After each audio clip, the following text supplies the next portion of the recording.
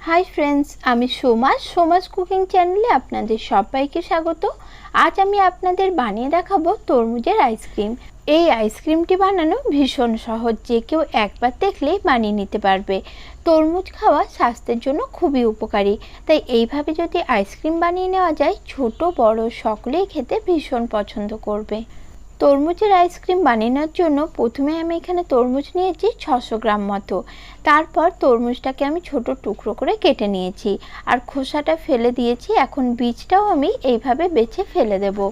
তরমুজের বীজগুলো অবশ্যই খুব ভালো করে বেছে নিতে হবে। বাছা হয়ে গেলে নিয়েছি একটি মিক্সির জারের মধ্যে আমি তরমুজটা দিয়ে দিচ্ছি। এরপর তরমুজটা ভালোভাবে ব্লেন্ড করে আমি তরমুজের জুস বানিয়ে নেব। তরমুজের জুস আমি বানিয়ে নিয়েছি।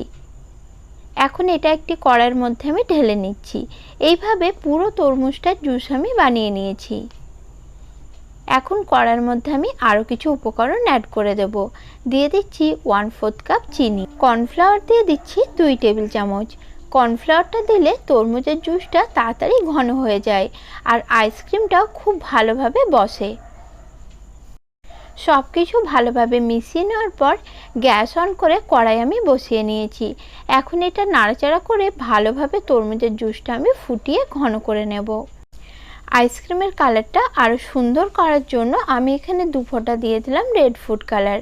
ফুড কালারটি পুরোপুরি অপশনাল, যদি আপনাদের হাতের কাছে থাকে তাহলে ব্যবহার করবেন, তবে এটি আপনারা স্কিপও করতে পারেন, কারণ ফুড কালার দেওয়ার কারণে আইসক্রিমে কিন্তু কোনো রকম স্বাদের পরিবর্তন হবে না।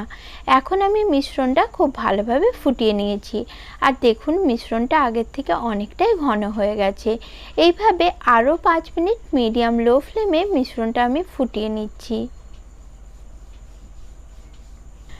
5 মিনিট পর দেখাচ্ছি, দেখুন তরমুজের এই মিশ্রণটা অনেকটাই ঘন হয়ে গেছে। এই পর্যায়ে গ্যাস অফ করে মিশ্রণটা আমি একটা মগের মধ্যে ঢেলে নিচ্ছি। তারপরে মিশ্রণটাকে আমি 5 মিনিটের জন্য একটু ঠান্ডা করে নেব। ফিরে আসছি 5 মিনিট পর।